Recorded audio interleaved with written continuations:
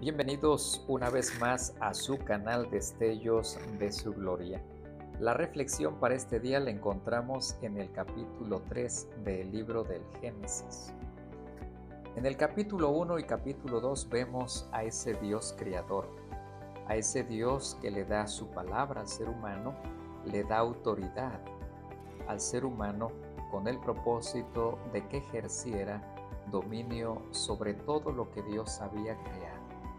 Llevaba la imagen y la semejanza de nuestro Dios. Ahora, en el capítulo 3 encontramos una tragedia. Y cuando vamos a la Biblia, encontramos ahora la presencia de una serpiente. Nota cómo dice el versículo 1. Y la serpiente era más astuta que cualquiera de los animales del campo que el Señor había hecho. Esta serpiente es única y singular porque es una serpiente que habla y le dice a la mujer: con que Dios os ha dicho, no comeréis de ningún árbol del huerto. Y entonces el ser humano duda de la palabra de nuestro Dios. Recuerda una cosa, que en el capítulo 2 encontramos la palabra de Dios, los mandamientos de nuestro Dios. Y ahora esta serpiente contradice lo que Dios le ha dicho al ser humano. Y entonces la mujer trata de responder y dijo: del fruto de los árboles del huerto podemos comer, pero del fruto del árbol que está en medio del huerto no comeréis, de él ni lo tocaréis para que no muráis. Esa fue la respuesta de la mujer. Pero la serpiente dijo: ciertamente no moriréis. Está contradiciendo la palabra de nuestro Dios. Aquí encontramos una serpiente que habla. A lo largo de las Escrituras encontramos que la serpiente es símbolo del diablo. Por lo tanto, este diablo o Satanás siempre va a engañar y a hacer caer a toda aquella persona que confía en la palabra de nuestro Dios.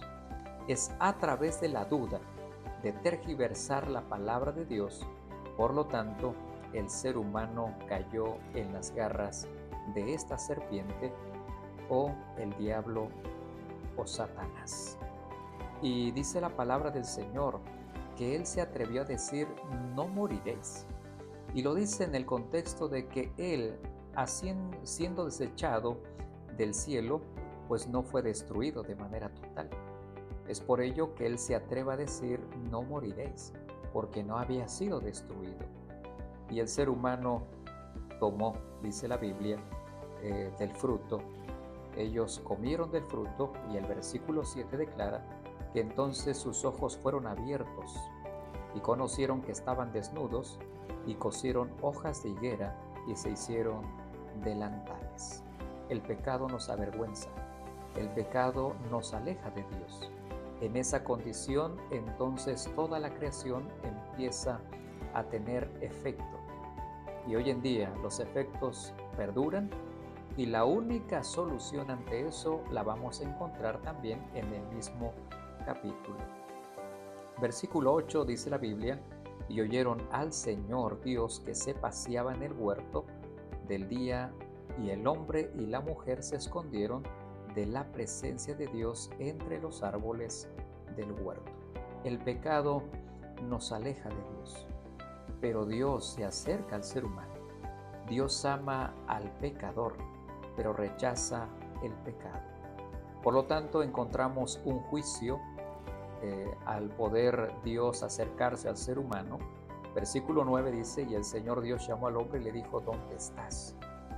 Esa pregunta es contundente porque hasta nuestros días Dios nos vuelve a preguntar: ¿dónde estás? El pecado nos separa de Dios. Vivimos avergonzados, nos cosemos hojas de higuera, tapando nuestra desnudez, buscando alternativas a través del dinero, a través de la fama, a través de buenas obras para ganarte el favor de Dios. Pero ante todo eso, las hojas, tarde o que temprano, se quitarán de nuestros cuerpos y quedaremos desnudos. Por lo tanto, no hay poder humano por las cuales podamos cubrirnos. hay solamente una solución y en este mismo capítulo también se nos presenta. Cabe señalar que cuando Dios empieza a cuestionar al hombre, a la mujer y a la serpiente, nos damos cuenta que el ser humano no reconoce su falta. Le echa la culpa no solamente a la mujer, no solamente a la serpiente, sino que de fondo le echan la culpa a Dios. Y hoy en día, ante los sufrimientos, ante la enfermedad, de igual forma, los seres humanos le echamos la culpa a nuestro Dios. Por lo tanto, no es algo nuevo para nuestros días. Esto ocurrió en el jardín del Edén y ese síndrome de no reconocer nuestros problemas o nuestros actos o no ser responsables de ellos, tristemente entonces tratamos de justificarnos y le echamos la culpa a las otras personas. Es algo que ocurrió en el jardín del Edén y que hasta nuestros días también se percibe. Por lo tanto, las consecuencias vendrían en el ser humano, en la mujer, pero también en la serpiente y en todo el planeta Tierra. El pecado vino a malograr lo que Dios había hecho de manera perfecta a través de su palabra y a través de sus manos. Por lo tanto, cuando vamos al versículo 15, nota cómo dice la Biblia: y pondré enemistad entre tú y la mujer, y entre tu simiente y su simiente. Él te herirá en la cabeza y tú lo herirás en el calcañar. De igual manera, Dios le pone un límite a la serpiente o al diablo.